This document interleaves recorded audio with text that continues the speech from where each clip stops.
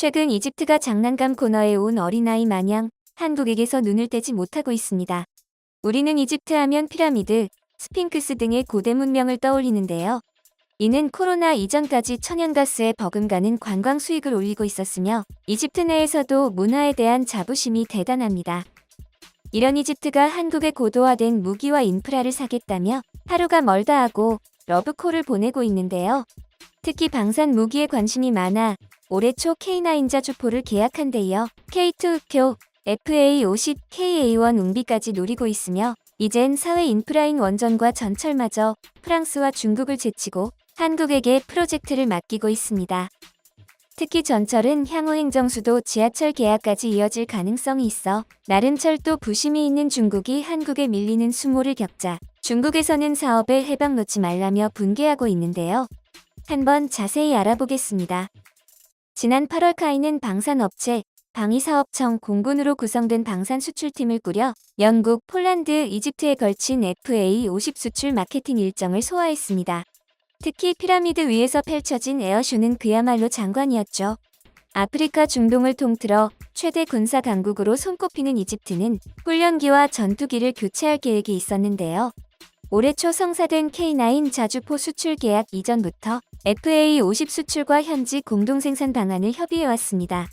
홍진욱 주 이집트 대사는 방산협력은 국민들의 안전과 생명에 직결되는 무기체계를 다룬다는 점에서 양국 간 최고의 신뢰가 있어야만 가능한 협력 분야라며 이번 피라미드 에어쇼는 한국 이집트 관계가 최고 수준에 올랐음을 방증하는 사례라고 말했는데요. 다른 경쟁자인 중국 항공의 L-15와 이탈리아 레오나르도의 M346에 비해 이집트 공군의 주요 전투기인 F-16과 높은 호환성을 가지고 있어 가능성이 매우 크다고 밝힌 바 있습니다. 이런 와중 아랍 국방 매체 디펜스 아라빅은 난데없이 이집트 정부가 한국 항공우주산업에서 제조한 신기술이 적용된 KA-1 웅비 훈련기 도입에도 관심이 있다고 보도했는데요. KA-1 웅비는 KT-1 웅비 초등훈련기를 기초로 개발한 전선 통제용 항공기로 KT-1의 무장포드와 정찰 장비를 장착해 육군의 작전을 지원하고 전선 항공 통제 임무를 수행하기 위해 개발되었습니다. 플랫 앤 히트니사의 950마력 엔진을 탑재하고 있으며 대한민국 공군에서 20여 대를 보유하고 있는데요. 매체에서는 이집트가 ENB-312 투카노와 같은 노후 훈련기의 교체를 위해 KA-1 웅비 훈련기 도입을 원하고 있다고 설명하고 있습니다. ENB-312 투카노는 브라질에서 개발한 2인승 기본 훈련기로 초도 비행은 1980년에 있었고 최초 인도는 1983년에 있었습니다. T-37C 복좌 제트 훈련기를 자국산 기종으로 대체하고자 1978년부터 개발한 복좌형 터보프롭 훈련기인데요. 40년 가까이 잘 썼겠다.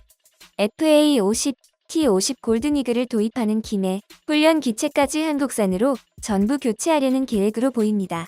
그리고 이집트는 여기서 만족하지 않았습니다. 이젠 사회 인프라까지 한국산으로 도배하려고 작정을 했는데요. 최근 한국수력원자력이 3조 원 규모의 이집트 엘다바 원전 건설 사업을 수주했다고 합니다.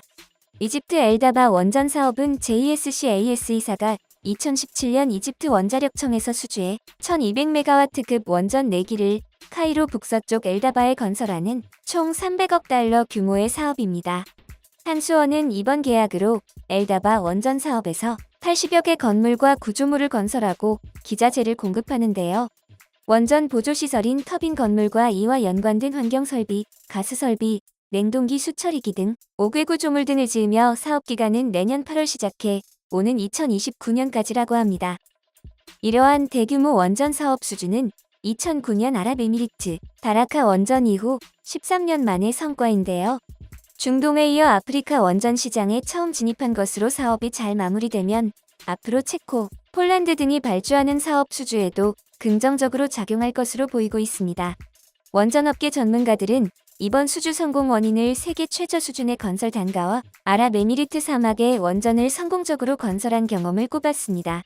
26일 세계원자력협회에 따르면 작년 기준 한국의 원전 건설 단가는 1kW당 3,571달러로 세계 최저 수준으로 집계되었습니다. 국가 차원에서 원전 굴기를 추진하는 중국은 건설 단가가 1kW당 4,174달러로 한국이 16.9% 저렴한데요. 한국의 원전 건설 단가가 세계 최저 수준인 이유는 40여 년에 걸쳐 축적한 원전 건설 운영 경험 덕분인데요. 95%에 달하는 부품 국산화율과 탄탄한 기자재 공급망을 통해 가격 경쟁력이 매우 높다고 합니다. 거기다 저렴한 건 둘째로 칠만큼 안전성도 세계 최고로 평가받는데요. 2017년 11월 유럽 사업자 요건 인증을 취득하고 2019년 8월에는 미국 원자력 규제위원회 설계 인증을 취득한 바 있죠. 정해진 공사기한을 제대로 준수하는 점도 한국 원전 산업의 강점인데요. 프랑스 원전기업 아레바는 핀란드 올킬루오토 원전의 준공 시점을 13년이나 못 지켰고, 미국의 웨스팅하우스는 자국 내 보글 원전의 건설을 6년이나 지연시킨 전례가 있습니다. 반면 한국은 아랍에미리트 바라카 원전을 적기에 준공했죠. 사막의 원전을 성공적으로 건설한 경험도 무시할 수 없는데요. 원전업계 관계자는 작은 먼지 하나도 원전에 치명적인데 중동 사막의 모래 폭풍 속에서 원전을 지은 나라는 한국이 유일하다며 러시아도 사막에 원전을 지은 경험이 전무하니 원전 파트너로 한국을 택한 것이라고 말했습니다. 한국의 장기인 철도 분야에서도 빛을 발하고 있는데요. 최근 이집트가 다짜고짜 한국 지하철 320량을 냈다 주문했습니다. 이번에 현대로템이 스페인과 중국 기업을 제치고 이집트의 수도 카이로에 8,600억 원 규모의 전동차 공급 사업 수주에 성공한 건데요. 이집트가 지난 10년 동안 카이로의 메트로 1, 2, 3호선의 전동차를 납품해 온 현대로템을 또 한 번 선택한 것입니다. 특히 2호선과 3호선은 이집트 수도 카이로의 핵심 철도 노선으로 서울의 2호선이라고 할 수 있는데요. 거기다 이집트 운송의 중심인 수에즈 운하 공업단지 개발에 역량을 집중하고 있는 이집트 정부는 이번 협력으로 해당 공업단지 내 철도 차량 생산 공장 설립과 동시에 최대 관심사인 철도 차량 현지화 확대를 모두 추진할 수 있게 됐습니다. 이 정도 물량은 사실상 교통 인프라를 싹 갈아엎는 수준인데 도대체 이집트의 교통이 어느 정도로 열악하길래 이러는지 궁금하실 겁니다. 사실 이집트는 아프리카 중동 지역 최초로 지하철을 운행한 선진적인 국가입니다.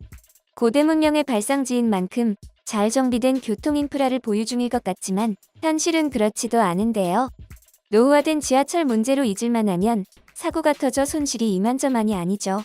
이집트는 국토 크기가 남한의 10배에 달할 만큼 거대합니다. 그리고 아랍 동맹에서는 인구가 가장 많은 나라지만 국토의 대부분이 사막으로 이루어져 나일강이 있는 카이로나 지중해 연안 외에는 사람이 살 수 없는데요. 이렇게 불균형을 이루다 보니 교통 상태는 심각한데요. 교통신호나 방지턱 같은 기본 인프라마저 없어 2021년 교통사고 건수는 무려 16,000건에 달하고 무엇보다 노후화가 심각한 열차가 문제입니다. 2017년 달리던 열차의 브레이크가 작동되지 않아 정차해 있던 다른 열차를 들이받는 바람에 200명이 넘는 시민들이 다치는 대형 사고가 나기도 했으며 19년엔 열차가 연료탱크에 돌진해 사상자가 수십 명이 나오기도 했습니다. 이렇다 보니 지하철 개선 문제는 최우선적인 문제로 대두되었는데요. 그 첫 번째 단계가 새로운 행정수도의 건설이었습니다. 기존 수도와 행정수도 간의 인프라를 나눔으로써 인구가 쏠리는 것을 줄이기 위한 건데요. 신도시 개발엔 천문학적인 비용이 듭니다. 특히 물 한 방울 없는 사막 한가운데 도시를 짓는다면 그 비용은 배로 뛰겠죠. 그런데 신도시 건설을 하필이면 중국과 손을 잡은 것이 시민들의 반발을 사고 있는데요. 이집트인들도 NAC의 필요성을 느끼고 있지만 시간이 걸리더라도 중국으로부터 자금을 충당해선 안 된다는 겁니다. 시민들이 우려하는 것은 이것이 1대1로 사업 방식으로 괜히 쓰레기 같은 건물만 지어놓고 이집트의 인프라를 다 뺏기는 것 아니냐는 것입니다. 아니나 다를까 중국 신화통신에선 NAC 관련 공사를 두고 이집트를 대상으로 한 중국의 경제 영토 확장 프로젝트 1대1로라고 아예 못을 박아버렸는데요.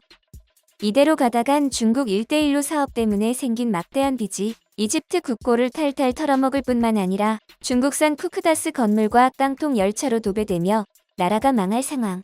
그런 이집트의 타겟책은 한국이었습니다. 한국은 중국이 잠식하고 있던 철도 사업권을 아름아름 빼앗아오며 중국의 영향력을 약화시키기 시작했는데요. 그리고 한국이 손댄 철도 사업은 중국과는 차원이 다른 공사 속도와 완성도를 선보여 이집트 공무원들의 눈을 번쩍 뜨이게 만들었습니다. 2012년 카이로 1호선을 시작으로 2호선과 3호선까지 계획만 있는 4, 5, 6호선을 제외하고 보면 전부 현대로템과 현지 기업에서 만들어 중국의 1대1로를 최소화하고자 하는 것입니다. 그리고 지난 4월에는 이집트 철도청에 1225억 규모의 라그 한마디 룩소르 철도 신호연 대화 사업도 수주하며 이집트의 신뢰를 쌓고 있는 것입니다. 관계자들은 철도 사업과 원전 사업을 계기로 중동 아프리카 일대에서 한국의 입지가 더욱 올라가게 될 것이라고 전망하고 있는데요. 앞으로 대한민국이 세계에서 더욱 막강한 영향력을 갖길 기원합니다.